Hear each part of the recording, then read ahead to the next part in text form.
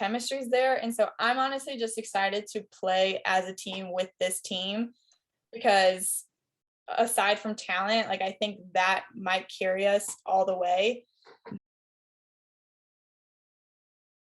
Hey guys, welcome back to When the Cleats Come Off. I'm your host, Ashley Egel. And the favorite Burkhardt child has finally entered the chat. Stop that. Kristina Burkhardt, our middle sister of 3, is here and ready to party. So we are basically not even a week away from your first game for your final season. I'm so excited to have you on to talk about your last ride. How do you feel about it? You play in less than a week. What are your feelings and thoughts? Honestly, I'm kind of all over the place. I would say I'm the most excited for this season. I think that has to do with just being on a new team and getting to know like a new group of girls and seeing how much like work and effort we've put into this preseason. It's kind of amped me up, and just knowing our first 2 weekends and the schedule we have coming up, like there's some nerves, but there's also a chance to like showcase ourselves. And I think there's a lot this team has to offer, and I'm just so excited. I honestly can't believe that it's here. I told you this earlier. I was like, I'm literally looking at snow, and I'm supposed to leave for Florida on Thursday. So there's a lot going through my mind, but honestly, most of it is excitement and just like ready to start this last season and just soak it all in and just have the time of my life. So yes, and I'm ready. I can't wait to watch you. You're lucky enough to have had 2 like more seasons than most people. I know. Like your class that you walked into UNC with has been done for 2 years ish, and that's pretty crazy. And I'm honestly extremely jealous that you get more softball. You know, only. Yes, I did get 2 more years pro, but it's different. You know what I mean? It's like if I could like play college softball, it's a whole different ballgame. Pun intended. But so the audience can get to know you. I know I've talked about you on the podcast a lot, and you don't have to know that, but I do want you to share like your version of us growing up and your version of softball from when you first were introduced to it to where you are now, so we can kind of get to know you a little bit on the pod. Yeah, I would say my first kind of like memories of softball was literally just riding along with you and dad to your tournaments. Like I don't even know if I started playing softball at that time. I think I may have done like wildcat baseball or something, like in someone's backyard. But I think like my most like childhood like favorite memories of softball were going to your tournaments and how close like the team that you were playing like with were, and I loved that. And I was like in the dugout. I was probably one of the loudest people in the dugout, like cheering, and just like watching. And I honestly think my knowledge of the game has a lot to do with like just watching and observing you guys. I mean, you guys were 5 years older than me, and I was just sitting in the dugout like either in awe or just soaking it all in and just like gathering as much softball knowledge as I could. And I don't think I realized that at the time, obviously, because I was so young. But looking back, I'm like, I think a lot of my softball IQ has come from just being the younger sister and just watching you go through like your career from when you were 12 to when you were like 25. Like I was there, I was just observing, and then like not letting like your career kind of like shape mine in a way. Like obviously there was a lot of takeaways from it, but I think I kind of think I did a pretty good job of like having like my own kind of like softball experience as well. And yeah, I mean, having dad as a coach, it's never easy, but I think, I mean, there's a lot of memories there that I'll never forget. And I remember like having my last travel ball tournament. I was like, wow. I was like, it started just watching you to having my own tournaments going all over like California, Colorado, like playing some really tough competition and not really like knowing how much that prepared me for college. I felt like once I got to college, there was a big difference, like the game sped up, but in the end, like the game is the game. Like I was ready for any challenge that I was facing. I was just honestly just out there just wanted to play my heart out. And I think that's something that like dad kind of instilled in us. Mm-hmm. Like there wasn't like you have to be perfect or you have to do this, and this. Like your preparation is your preparation, and just go out on the field and take it one pitch at a time and just enjoy the moment. And I think that's something that I've done really well throughout my college career, especially. Heck yeah. And you've been through so much. I'm really glad you mentioned how like you didn't let my career like shape yours. Like you created your own experience. And yes, like there were things that you learned from mine, but you made it your own. Like, you know how much I love Purdue. You know how much that school really meant to me and playing there. And like, not once did dad or I ever want to push you to go there, because like we wanted you to find your version of Purdue. I can't tell you how many people just got mad at me, because even like people at Purdue that were like, why isn't your sister here? And I'm just like, because like, well, one, if we could play together, it might be different, but she's 5 years younger than me. Right. But no, I think it was just like, let you figure it out. Let you figure out what your dream is. And, you know, for some siblings, it's like, yeah, I want to go where my sister played. But for you, it's like, no, I want to go find like where I fit in and what's home for me. Because we're all three of us are different and we want different things.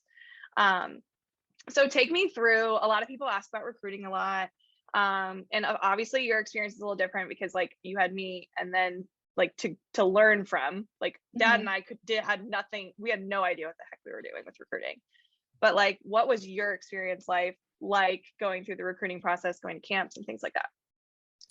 Yeah, honestly, the recruiting process was somewhat of a blur to me, only because I didn't like knowing when college coaches were at my game, or like I never sought them out. Like, and I think that's like one of the biggest keys is just like you shouldn't care that they're there. Like you should play every game your hardest, no matter who's in the crowd. And I think that was like very important. And and some of the college coaches that did come to my game were because of you. Like they knew who you were and they're like, oh, like, let's go check out her younger sister. But even then, like, I didn't know who was in the stands. Like when Coach P saw me in Colorado, I didn't even know. Like, and then she reached out. And so, I mean, that's kind of all I remember in regards to like coaches coming to see me. But I remember I went to like every Notre Dame camp that you could think of. Like I think I was there every summer for like that week-long camp, which I loved. Like it was so much fun. I met some girls like I'm still friends with today, but I originally really thought I was going to go to Notre Dame. Like that was kind of like where my eyes were set. And then once I kind of like got a little bit older and more coaches were seeing me, and I went on that trip to North Carolina, like my first unofficial visit, and it was just so much more than I could have imagined. Like just everything about it, I loved it. It was very different from Notre Dame, sort of. I mean, I think Notre Dame's campus is gorgeous, but I love North Carolina's campus, and just like the tradition there and the family aspect. Like I think they're very similar, those two schools, but I think just at the end of the day, I wanted to kind of go venture out on my own. Like I had this image that I was going to stay in Indiana, and obviously I didn't. And I think that was like the best thing for me as like a woman, a person, and like an athlete. Like I think venturing out to a different state and seeing a new perspective like helped me out overall in my life. So yeah, I feel like you and Anna were probably similar in that regard. Like you went and saw something other than home, and it was more than what you had imagined. So Chapel Hill, what specifically stood out to you on your visit? Like, I know you said family atmosphere, the campus is cool, but like, it's interesting because a lot of people, they look at recruiting and they're like, I just want to see what they have. But I feel like when you go in, you kind of like know what you want. Well, how do I say this? Like at Purdue, I felt like the same thing. I just felt home, like you were home. And it's hard to describe. Like, could you describe that home feeling? Or is it one of those things where you just feel it? I think it was, because I can't pick one thing that stuck out to me when I was there. It was honestly like just a feeling. I remember it was like in the fall, and fall in Chapel Hill is just like gorgeous, like so gorgeous. And I just remember like walking up to the field, and it was just like, you know, that like brisk fall feeling, like the weather. And then I just remember like looking at the field for the first time, and I was just like, I could imagine myself playing here for 4 years. Like it was just, Yeah. I wouldn't say there was just like one thing. I really do think it was just a feeling, like you just kind of like know that you belong there, and that, yeah, it was the right fit. I don't know. Yeah, no, I think you kind of nailed it on the head when it comes to, you can just see yourself being there. You can see Yeah. yourself going to class there. You can see yourself competing there, and it just felt right. Like I think it's cool. And you didn't go on many visits, did you? Was it just UNC? Yeah, you just went there. Yeah, it was. I think I was supposed to go on a visit to Notre Dame actually the week after.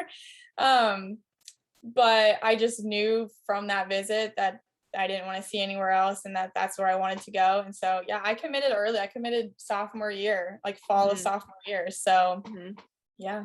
Yeah. And then take me, after you committed, like what was your experience in travel ball after that? Because I know Dad and I, we recently had talked about how like travel ball is meant for after you commit, it's like, how can you compete at the highest level to be prepared? So like, take me through that aspect of, you're committed, but now you're still competing in travel ball. Take me through that.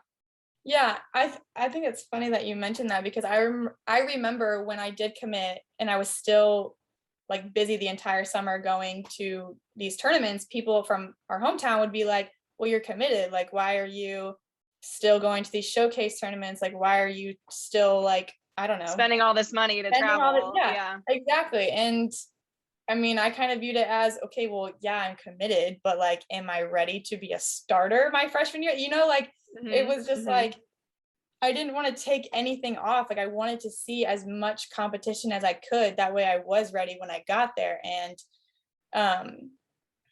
I didn't really try to put pressure on myself, because, you know, I feel like nowadays it's kind of like, oh, like she's committed here, she's committed at this big school. Like there's a lot of pressure to be like held with that, but not really. Like if you just like put that all aside, like you're still an athlete trying to grow into an even greater athlete. So why would you take any reps off? Like, why would you not put the same amount of time as you did before you got recruited?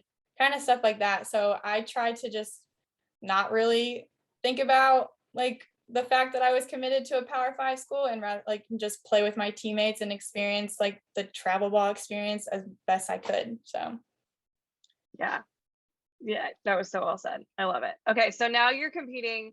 You transferred. You were at UNC for 5 years. You transferred. Now you're at Michigan. So we are closer to home now. We are. It is nice to know you're 2.5 hours away from me. Yes, and it's nice because I feel like when I was 10 hours away in North Carolina, I still had a lot of appreciation for the Midwest. Like I think it honestly grew when I left. I was just like, I mean, yeah, like Indiana has a lot to offer no matter what anybody else says. So I have a greater appreciation now. Let's go. So, even though there's like 10 feet of snow on the ground, it's fine. That's an exaggeration. Yeah, obviously. That can go. So excited. So a lot of people talk about elite coaches, and you are playing for one, and you've played for another before as well. But take me through, like, what are the qualities of Hutch that you just love? Like, because I know you're loving your experience, but like, she's a great coach. She's in the Hall of Fame for a reason. Like, what are those qualities that really stick out to you that you admire? Hutch is one of a kind. I absolutely love playing for her. She's like one of the most like woman advocates I've ever like been around. Like she appreciates women's sports, and she instills that in us every day. And just like her small snippets before and after like practice, like they're so engaging. You're just like, she just knows so much, and she knows how to present it to us in a way that like we fully understand it, and it's so motivating. And I think she really knows how to speak to us as people and as players. That's like, it's so awesome. And she has this standard, and from day one we've known the standard, and it's to get to the Women's College World Series, and she won't let us forget it. And we don't want her to like ease up on us at all. Like we go into practice every day and we grind, and she's kind of just like, she's so easygoing, like she can be stern, don't get me wrong, but like she's just one of those coaches that like that she wants the best out of you. And so anything that she says to us, like we take it and we move on with it. We know that she's there for us. And so even if it's criticism, like we know she just wants to help us. And so we kind of use it and take it with us. So I love playing for her, and I'm kind of sad that I only get 1 year with her, but I'll take it because I wasn't expecting obviously to be playing another year at another university. So definitely grateful for her, and I'm glad I will forever be in her corner. So yeah. And her support staff's elite too. So like, how yeah. does that dynamic work? Like how are these practices? You don't have to tell me about all your practices, but like, I know what makes them elite is that each coach knows their role, and each player then also feels like they know their role. So like, how is that dynamic working with everybody on staff then? Yeah, all three of them have so much knowledge for the game. So not one coach has like a set position other than Biggie. Like Biggie has the pitchers and is the only one that has the pitchers, but like she has a lot of insight with hitting, like Bonnie, Hutch. So it kind of like rotates every day on who has like what, like hitting or defense. But yeah, they work well together, but they also have like obviously some differences in some areas, but it never really gets in the way of like us as players. So they've been working together forever, so the dynamic is pretty seamless. But yeah, it's kind of awesome to have like three like amazing coaches that have amazing insight on the game. Like I feel like I'm constantly learning, and it's my 6th year in college. Like, what else can I learn? But I'm still learning, and I'm still growing. So yeah, it's been pretty awesome. That's so cool. I love that each coach kind of gets a hand on like all aspects. Like they get a feel, they get a pulse for every side of the game. That's really, really cool. So if you could choose one thing that you're most excited about for this season, which is a couple of days away, could you choose one thing? Oh gosh. I love the chemistry of this team. Like we all get along, and that's very cliche and very hard to say for like, some teams. Like there's not everyone, like there can be cliques, there can be I don't know, just not, you can like everybody but not have to be like best friends with them. But this team is very different. Like this team, there's a cohesive goal, and you can see it in every single person, and the chemistry's there. And so I'm honestly just excited to play as a team with this team, because aside from talent, like I think that might carry us all the way.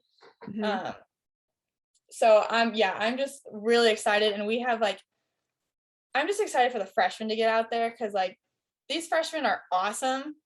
And and I'm just like so excited to see how well they do, and they're so ready for their time, and it's just fun to watch. And yeah, there's a lot of things that I'm excited for, but I think that would have to be the top one, I think. I love it. It reminds me of like when you saw us at Dwenger win a state championship in high school. It's like, did we have like all the talent in the world? Like, no, but like we loved each other so much that we're like, everybody's going nuts for every hit, like, and we had that one inning where it was just like back to back to back to back hits, and we're just like going nuts. Like, and I think it's because we had such a good chemistry. Like it was like, that's like the only thing that I can come to my mind that it's the reason why we won. And we came back 7 runs in the 5th inning. Like what happened? I know. I remember that game, and I think that's like so important, is how your dugout, I think the best teams have the best dugouts, honestly. Like it's when you can visibly see your teammates rooting for each other. I think that carries teams the farthest, honestly. Yeah, I completely agree. So let's talk about Outfield, because that's your baby. It's where you love to play. And another jealousy of mine, I don't like the word jealousy, but I went to go play college outfield and never actually did. And you get to play on some of the best outfields like ever. You now have like a turf outfield. Is that like new? Have you played on one before? I don't even know. I haven't played on one in a very long time. Yeah. I think I went to a camp at Michigan a long time ago, and I vividly remember the turf outfield because I dove for a ball and I got like turf burn all on my arm, and I was like, don't like turf. But practicing on it this fall, it's definitely different, but outfield's outfield. Like, I might get some turf burns, but oh well. Yeah. And I'm not just saying this because I'm your sister, but you are one of the best reactionary outfielders I've ever witnessed. Like, I grew up watching Caitlin Lowe, like one of the best outfielders to ever play the game. Yes. And I think like there's so many qualities that she has that she had that you have. So if you could attribute like certain training that allowed you to be good with reaction and good with reading balls, like what are some of those things that maybe led you here, do you think? Yeah, honestly,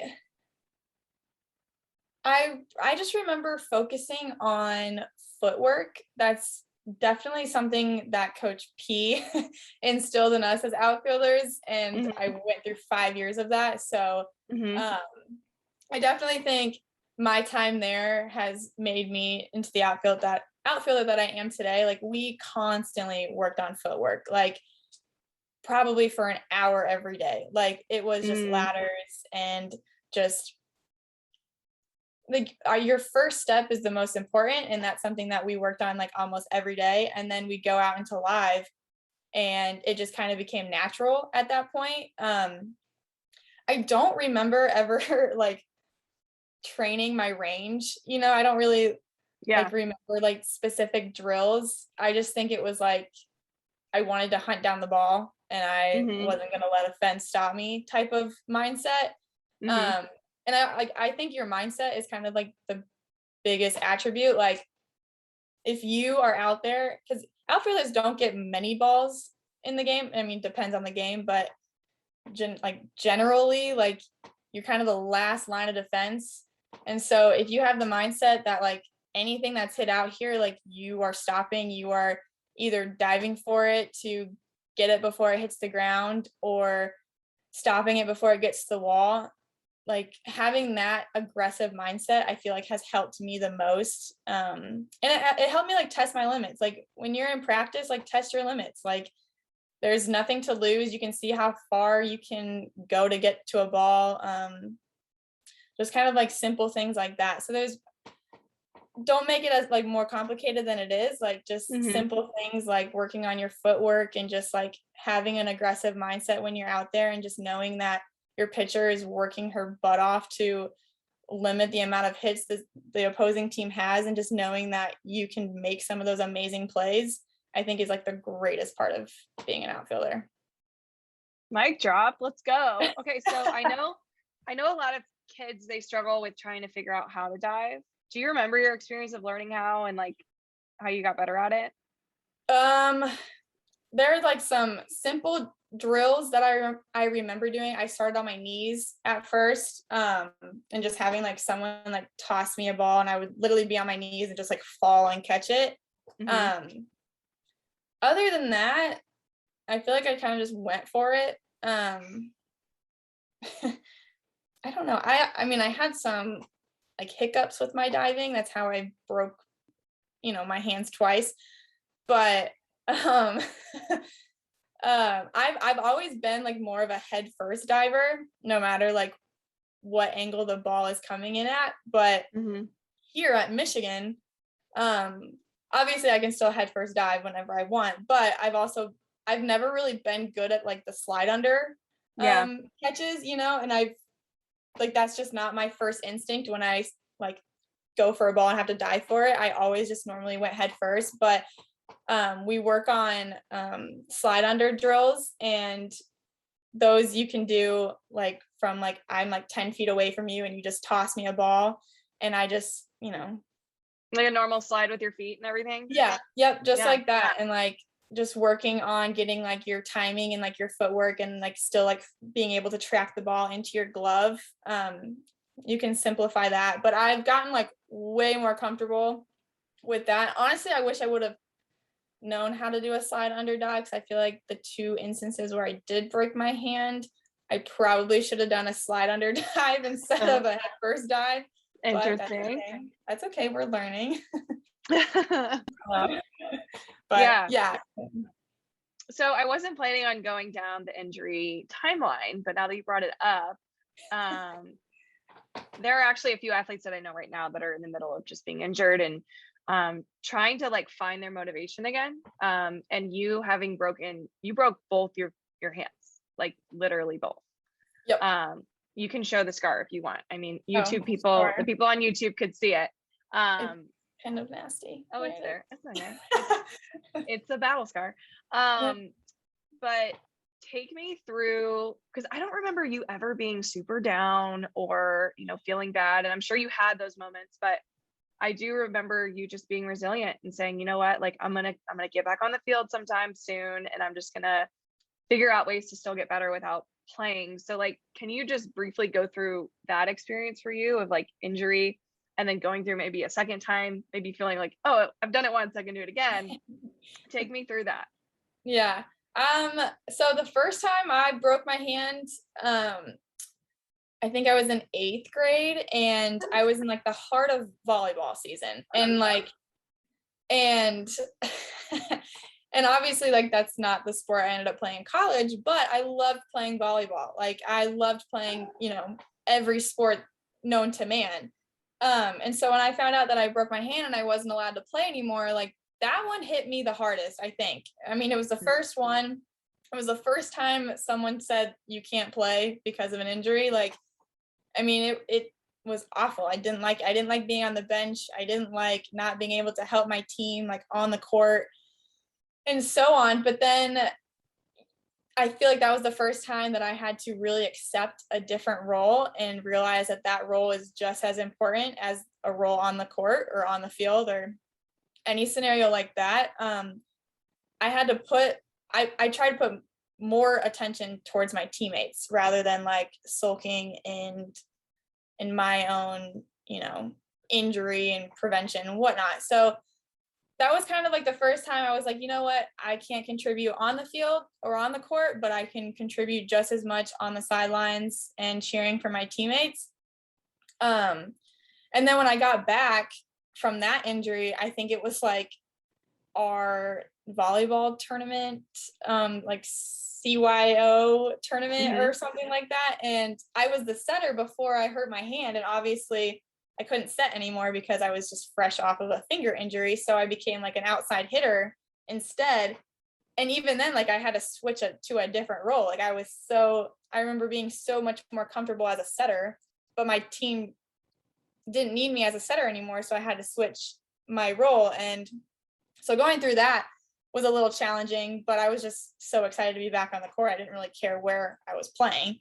And then fast forward to my second hand break, which was the summer before coming into college.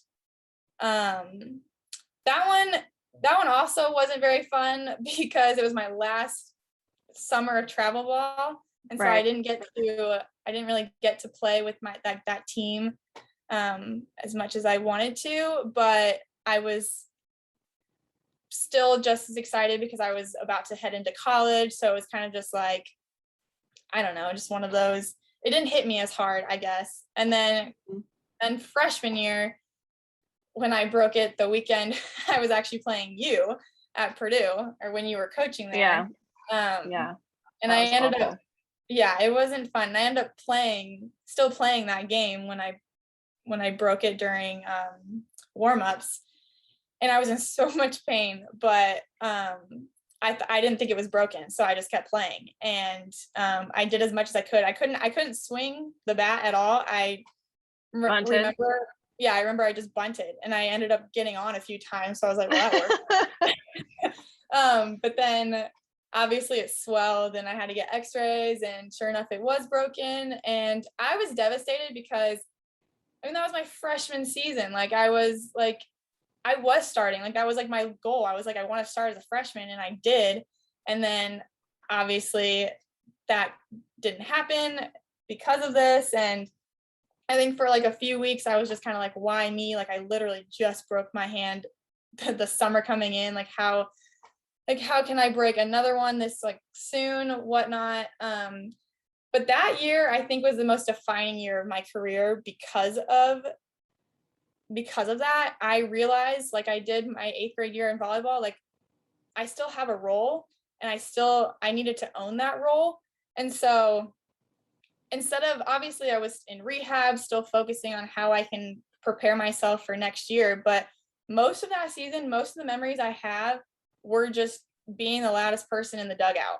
Like I was the first person out cheering for a hit, cheering for a play, whatnot. And I tried to be as observant as I could. Like if I noticed something, or like noticed that like the outfield wasn't in the right spot, like I would kind of like talk to Coach P about it, and then like we would discuss it with the outfielders. So like we kind of became like just like the second eyes for like the starting lineup. And I was okay with that. And like we made a great run that year. I remember we went to like Ole Miss and we beat like, Arizona State. And it was just like I still had just as much fun like in the dugout and not playing as I feel like I would have like playing. So ever since then, I kind of was just like, you know what, everybody, no matter if you're starting or not, is just as important. And that's kind of when like your dugout and you cheering for your teammates is what carries you through the season. So yeah, injuries, they're never fun, but there's a reason for them. Like they teach you a lot of lessons. And so I would just advise like young athletes, like you have so many goals that you want to achieve, and sometimes like injuries can get in the way of that, but there's just so much to learn and like take from, and it only makes you a better player once you know are able to get back out there. So yeah, I love that you made the most of it. Like you made the absolute most of that opportunity, even though like a lot of people would say, oh, whoa, me. It doesn't sound like you even let that happen. And if you did, it wasn't very long. Yeah. Because you knew you could still help your team, because you're still a part of the team. Mm-hmm. And there's a lot of parents and coaches listening. And if you have an athlete that's hurt or injured, like give them a role, give them something to do, to look forward to, that can really help the team. Because I feel like Coach P and UNC, like they did a really good job of letting you still participate and contribute. And that is something that like, it just makes you feel good when you feel like you're helping, you know? Yeah. And if you're just like there, but and you're just doing things that aren't even productive at all, and you're just like, I could do more better things with my time, it's like you wouldn't get anything out of it. But I love, you said that was like the most defining season for you. Like if only, here's my thing. The first time I had the experience of not playing, other than mono when I had it my freshman year, but I was only out for 2 weeks, so like there's that.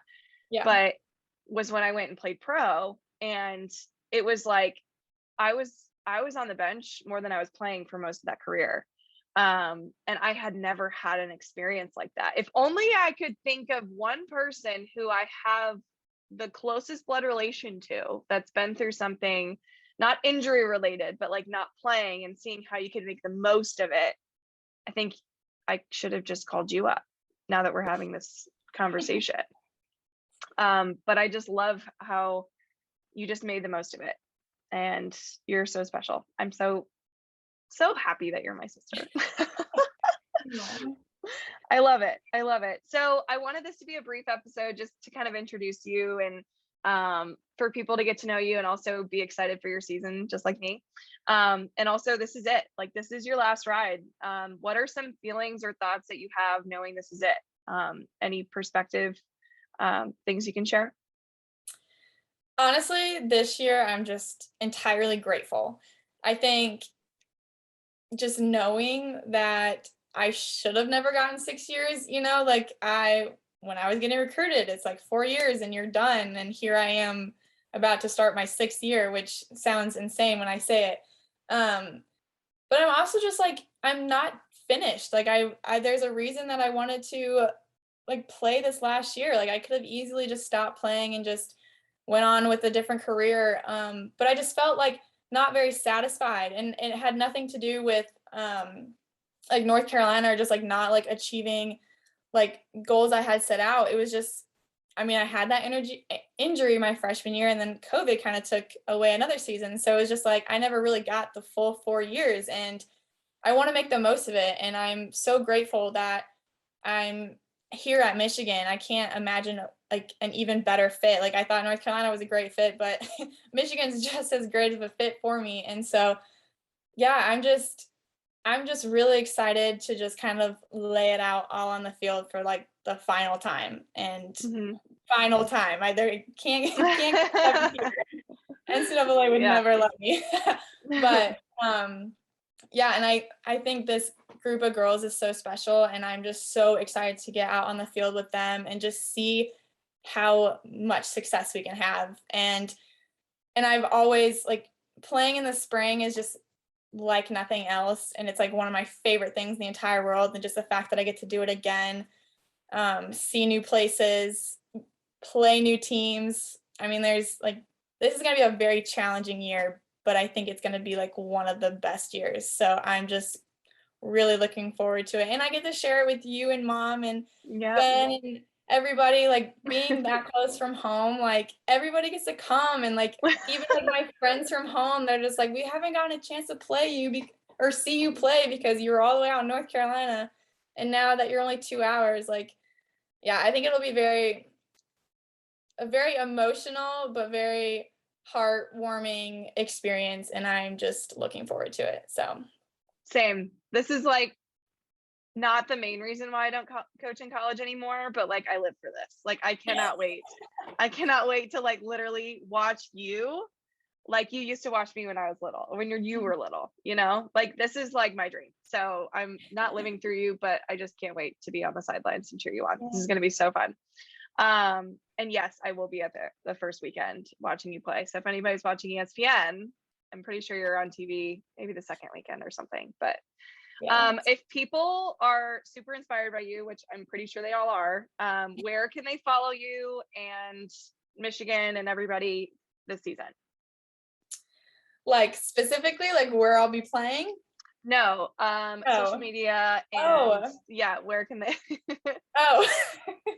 That too.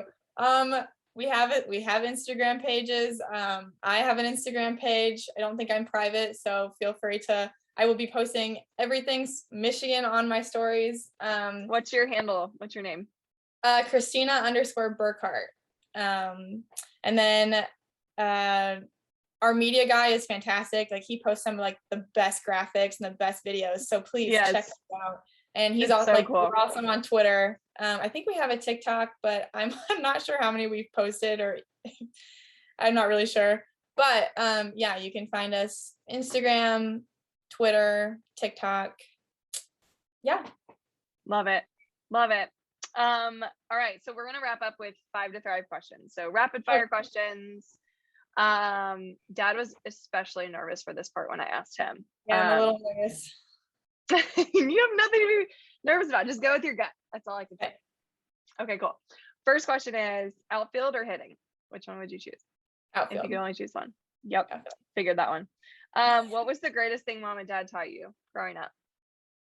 You think? Oh gosh, there's so many. I feel like take in the moment and then just live in the moment. I feel like I am a very easy go with the flow person, and I would have to say that's because of them. So love it. Good one. What's your favorite thing about softball? So much. Other than the outfield. No, honestly, I think it would be the memories that I've shared with the different teams that I've ever been on. Each of those teams have brought something different, and I've learned from them, and just going through all of those experiences, the ups, the downs, like it's core memories of my life. So good answer. Did you have a big role model growing up? Other than you. Yeah, don't choose me.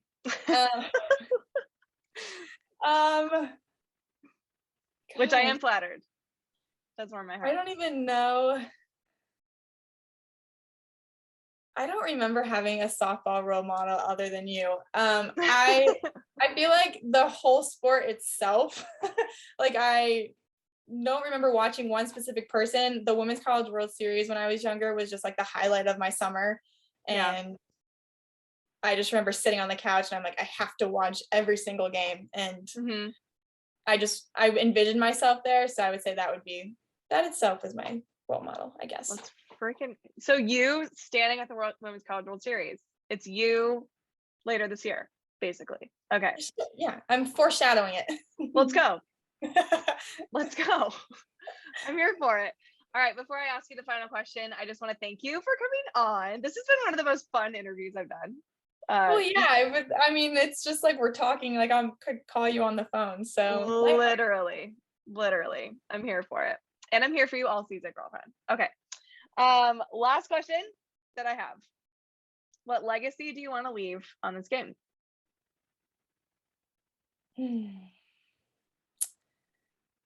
Oh, wow. I think that I would want to leave a legacy that that seems achievable. I feel like there's kind of this umbrella that not many Midwest players can make it far. And I think growing up, I think I thought that myself, like it's